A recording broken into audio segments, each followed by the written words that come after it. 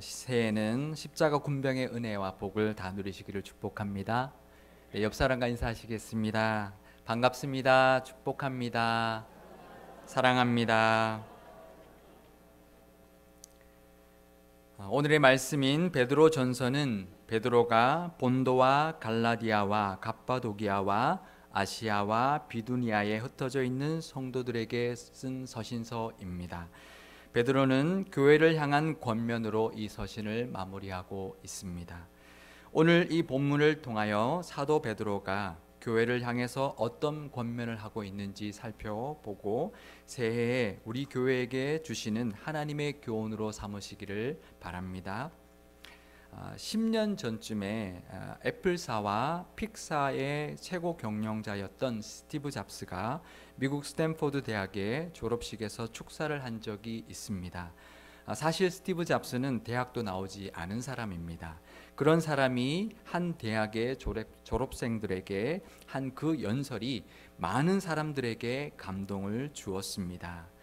그는 어린 미혼모에게서 태어났고 양부모에게서 자라서 대학에 들어갔지만 자신의 학비 때문에 양부모가 평생 모아왔던 재산을 다 쓰고 있는 것을 보고는 자퇴를 결정합니다.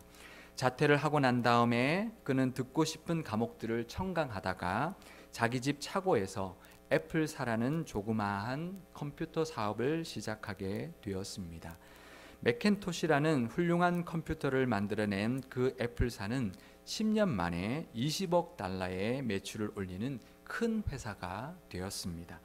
하지만 그 회사에서 해고를 당하고 말았습니다. 자기가 세운 회사에서, 그것도 성공한 회사에서 해고를 당했던 것입니다. 그는 몇 달간의 힘든 시간을 딛고 일어나 픽사라는 회사를 다시 시작하였습니다.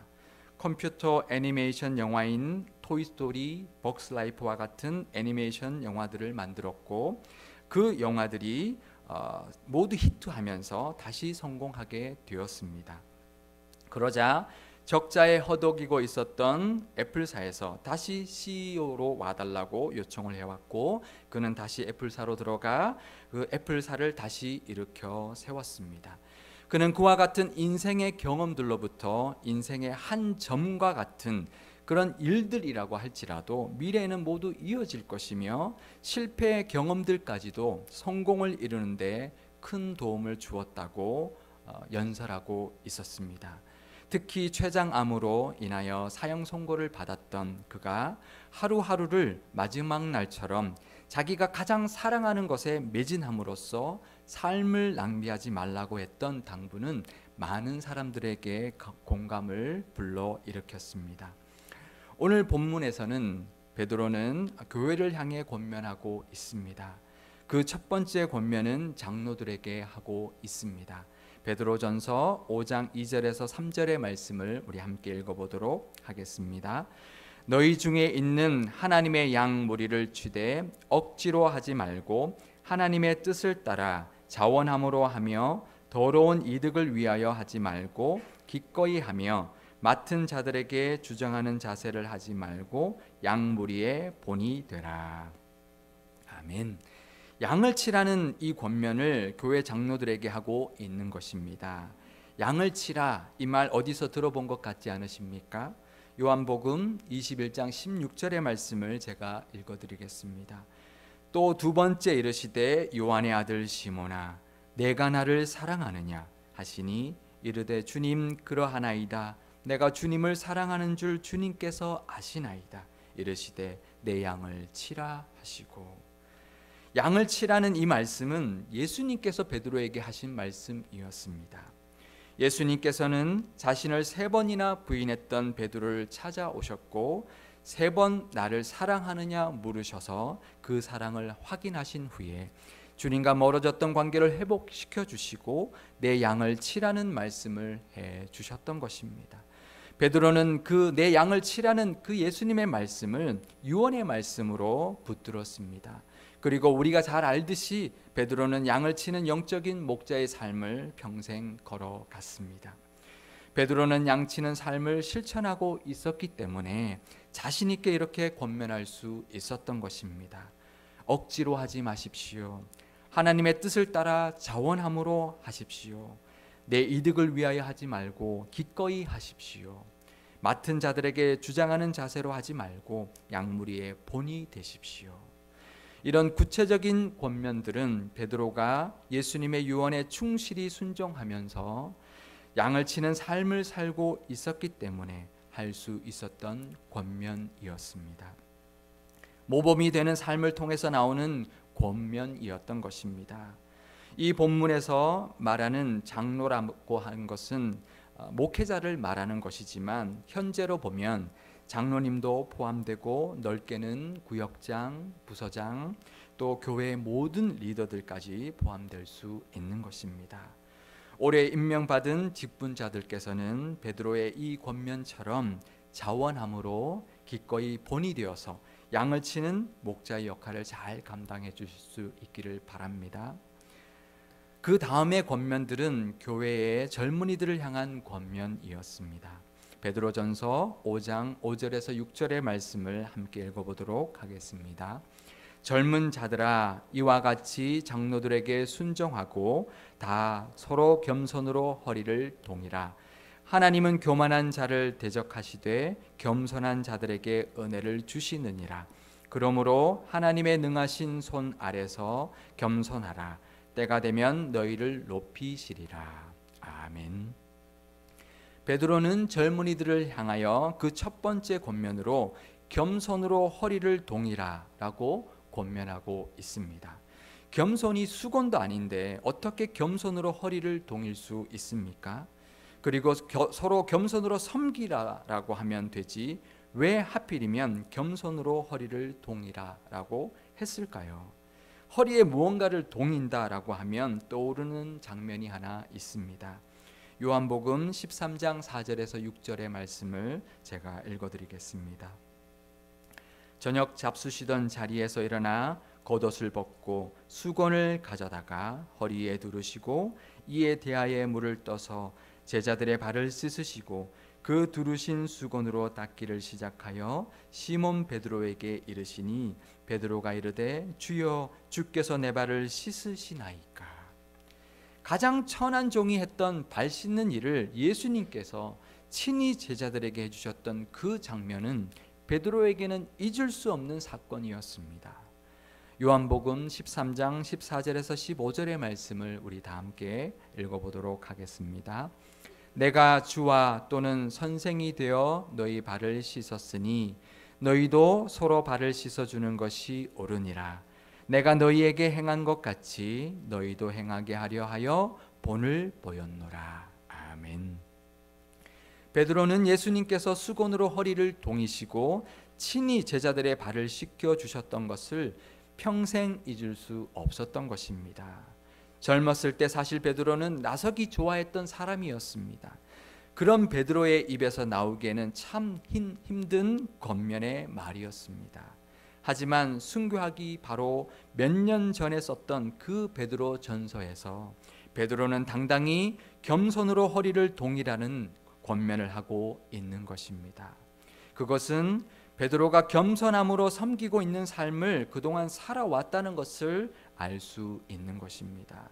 그랬기 때문에 그가 담대하게 이런 권면을 할 수 있는 것입니다. 만약에 베드로가 그 전의 모습처럼 그렇게 살았다면, 그러면서 이런 권면을 했다면 아마 편지를 받은 사람들이 이 베드로의 권면을 받아들이지 못했을 것입니다. 하지만 예수님께서 제자들의 발을 씻겨 주셨던 그 사건은 베드로가 타고난 성량으로 하기에는 쉽지 않았던 겸손으로 남을 섬기는 자가 되게 했던 것입니다. 그리고 교회의 젊은이들에게도 자기의 젊었을 때 나서기 좋아하던 모습을 생각하면서 권면하고 있는 것입니다. 젊은이들을 향한 두 번째 권면은 베드로전서 5장 7절의 말씀입니다. 우리 다 함께 읽어보도록 하겠습니다. 너희 염려를 다 주께 맡기라. 이는 그가 너희를 돌보심이라. 아멘. 염려를 다 주께 맡기라는 권면이었습니다. 이 권면의 말도 어디서 많이 듣던 말씀 아닙니까? 마태복음 6장 30절에서 33절의 말씀을 제가 읽어드리겠습니다. 오늘 있다가 내일 아궁이에 던져지는 들풀도 하나님이 이렇게 입히시거든 하물며 너희일까 보냐. 믿음이 작은 자들아, 그러므로 염려하여 이르기를 무엇을 먹을까 무엇을 마실까 무엇을 입을까 하지 말라. 이는 다 이방인들이 구하는 것이라. 너희 하늘 아버지께서 이 모든 것이 너희에게 있어야 할 줄을 아시느니라.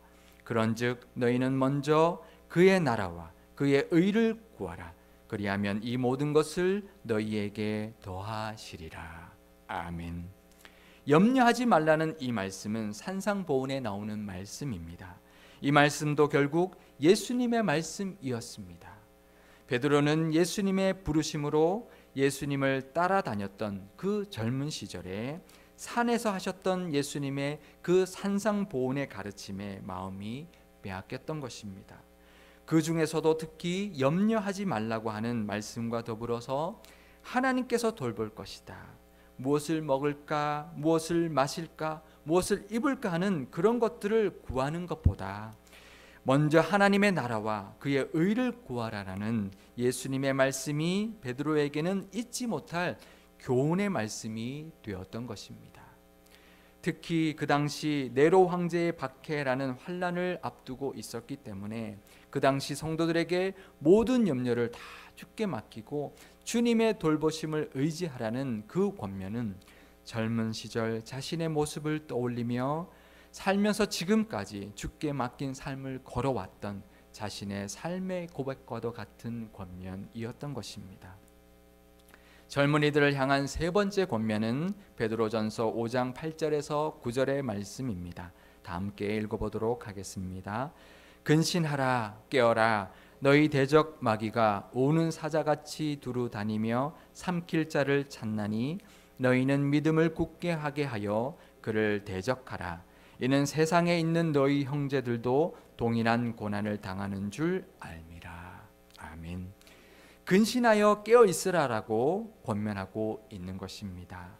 베드로는 마귀에게 시험 들지 않도록 조심하고 믿음을 굳게 하라는 권면을 하고 있는 것입니다. 그런데 왜 하필이면 깨어 있으라라는 표현으로 권면하고 있을까요? 베드로와 관련하여 깨어 있으라는 이 말씀은 어떤 한 사건을 연상시킵니다. 마가복음 14장 37절에서 38절의 말씀을 제가 읽어드리겠습니다. 돌아오사 제자들이 자는 것을 보시고 베드로에게 말씀하시되 시몬아 자느냐 내가 한 시간도 깨어 있을 수 없더냐 시험에 들지 않게 깨어 있어 기도하라 마음에는 원이로되 육신이 약하도다 하시고 예수님께서 잡히시던 날 밤에 겟세마네 동산에서 간절히 기도하실 때에 자고 있던 베드로에게 하신 예수님의 말씀이 바로 시험에 들지 않게 깨어 있어 기도하라는 말씀이었던 것입니다. 이 권면의 말도 결국 예수님이 베드로에게 해주셨던 말씀이었던 것입니다. 베드로는 십자가의 죽음을 앞두고 땀을 핏방울같이 흘리시며 기도하시던 그 예수님 옆에서 자고 있었습니다. 베드로는 육체적으로 잠을 이기지 못했을 뿐만 아니라 영적으로도 깨어있지 못했던 것입니다. 그래서 베드로는 혈기를 이기지 못하고 대제사장의 종이었던 말고의 귀를 칼로 베어 버렸습니다. 또 베드로는 대제사장의 뜰에서 예수님을 3번이나 부인하는 실수도 범하게 되었던 것입니다. 그 반면에 예수님께서는 십자가의 죽으심을 피하고 싶었지만 그래서 기도했지만 깨어서 기도하셨으므로 그 상황에서 담대할 수 있었고 그 십자가의 길을 온전히 걸어갈 수 있었던 것입니다. 하지만 베드로는 깨어서 기도하지 못했기 때문에 영적으로 깨어있지도 못했고 그는 젊은 시절 평생 잊을 수 없는 생각만 해도 쥐구멍이라도 들어가고 싶은 큰 실수를 범하게 되었던 것입니다. 어쩌면 하나님의 은혜가 아니었다면 베드로도 가룟 유다처럼 실패해서 헤어나오지 못했을지도 모르는 것입니다. 그래서 베드로는 우는 사자같이 두루다니며 삼킬 자를 찾고 있는 마귀에게 삼킴 당하는 삶을 살 수도 있었겠구나라고 깨달았던 것입니다. 그는 그 사건으로 예수님의 말씀, 시험에 들지 않게 깨어 있어 기도하라는 그 말씀을 사무치도록 마음에 새겼을 것입니다. 그리고 그 경험으로 베드로는 영적으로 늘 깨어서 기도하는 사람이 되었습니다. 옥에 갇혔어도 기도하였고요. 십자가에 거꾸로 매달려 순교하는 죽음을 맞이할 때도 그는 예수님처럼 담대할 수 있었던 것입니다. 베드로가 교회를 향해서 장로와 젊은이들에게 하고 있는 이 권면들은 양을 치라, 겸손으로 허리를 동이라, 염려를 다 주께 맡기라, 근신하여 깨어 있으라는 이 네 가지 권면들은 모두 예수님의 말씀이었던 것입니다. 그렇습니다. 베드로의 이 권면들은 모두 예수님과의 추억으로부터 마음속 깊이 간직해왔던 예수님의 말씀에서 우러나온 것이었습니다. 스티브 잡스의 연설이 많은 사람들에게 감동을 주었던 것은 자신의 경험을 통해서 얻은 교훈을 말로 연설로 했기 때문이었던 것처럼 베드로의 이 권면들은 예수님과의 경험을 통해서 마음속 깊은 곳에서부터 우러나오는 권면의 말이었기 때문이었습니다. 예수님의 그 말씀들은 베드로의 인생을 바꾸어 놓았습니다. 베드로 전설을 쓰고 있는 지금의 베드로를 만들어 왔던 것입니다. 여러분은 예수님과의 추억이 있으십니까? 예수님께서 친히 나에게 주신 말씀을 마음에 품고 계신 것이 있으십니까? 나를 향한 예수님의 특별하신 말씀이 나에게 간직되어 있을 때 베드로가 바뀌었듯이 우리도 바뀔 수 있을 줄 믿습니다. 그 말씀이 우리의 좌우명이 되어서 그렇게 살게 될 것이고 우리 자녀들에게도 후배들에게도 믿음의 젊은이들에게도 베드로처럼 경험과 삶에서 우러나오는 권면을 할 수 있게 될 것입니다. 그리고 그 말씀의 능력이 함께하는 삶과 권면으로 영향력 있는 사람들이 다 되실 수 있을 것입니다. 그런 말씀에 산 증인들이 다 되실 수 있기를 축원합니다. 저는 미국에서 죽으면 죽으리라고 라는 책을 쓰셨던 안희숙 사모님을 직접 뵌 적이 있습니다. 제가 그분의 남편이셨던 김동명 목사님, 지금은 작고하셨지만 그분이 시무하셨던 교회에서 훈련받았기 때문이었습니다. 안희숙 사모님은 그 당시 연세도 많으셨고 지병이 있으셨기 때문에 남편과 떨어져 살고 있었습니다. 그래서 자주 뵐 수는 없었지만 어느 날 교회를 들르셨고 예배 중에 그분의 간증을 직접 들을 수 있는 기회가 있었습니다. 그것이 그분으로부터 들은 처음이자 마지막 간증이었습니다. 그런데 안희숙 사모님은 간증하는 내내 죽습니다. 우리는 죽습니다. 라는 말씀을 정말 수십 번 해 주셨습니다. 그분의 책 제목을 보면 죽으면 죽으리라, 죽으면 살리라, 당신은 죽어요. 그런데 안 죽어요. 이렇습니다. 그 책 제목만 봐도 이분에게는 죽는다는 것이 아주 특별하다는 것을 알 수가 있습니다. 왜냐하면 안희숙 사모님은 신사 참배를 거부하여 투옥되었고 사형 선고를 받았지만 그 사형 날짜가 1945년 8월 18일이었기 때문에 광복으로 인하여 죽지 않고 살 수 있었기 때문이었습니다. 사실 저 같으면 좋아했을 것입니다. 하나님께서 살려주셨다고 그랬을 텐데 그분은 자신을 순교의 낙제자다, 나는 순교의 빚진 자라고 생각하며 평생을 살았던 것입니다. 그러니 그분에게는 죽는다는 것이 아주 특별한 것이었습니다. 에스더처럼 죽으면 죽으리라는 삶을 살았던 아주 특별한 체험이 있었기 때문이었습니다. 그냥 죽는 것도 아니고 순교의 죽음을 앞두고 있었던 그 경험은 평생을 좌우할 만한 특별한 경험이었을 것입니다. 그 경험은 1997년 소천하실 때까지 50년 동안 그분의 평생의 삶을 이끌어 갔던 것입니다. 그분은 마지막일지도 모르는 그 간증을 통해서 우리들에게 여러분도 죽습니다라는 권면을 해주고 싶었던 것입니다. 그것은 삶에서 우러나오는 권면이었고 그 권면의 말씀은 젊은 시절 꿈 많았던 유학 시절의 저에게 신선한 충격이 되었습니다. 하나님을 경험하십시오. 그리고 하나님으로부터 그 경험으로부터 받은 하나님의 말씀을 마음에 품으시기를 바랍니다. 그리고 그 말씀대로 사실 수 있기를 바랍니다. 그리고 본이 되는 삶으로 그 말씀과 함께 자녀들에게, 믿음의 후손들에게 주님의 말씀을 들려줄 수 있기를 바랍니다. 주님 주시는 말씀을 붙들고 본이 되는 믿음의 삶을 사시고 주님과의 그 추억으로부터 우러나오는 권면을 담대하게 할 수 있는 그런 베드로와 같은 복을 다 누리시는 저와 여러분이 될 수 있기를 주님의 이름으로 축원드립니다.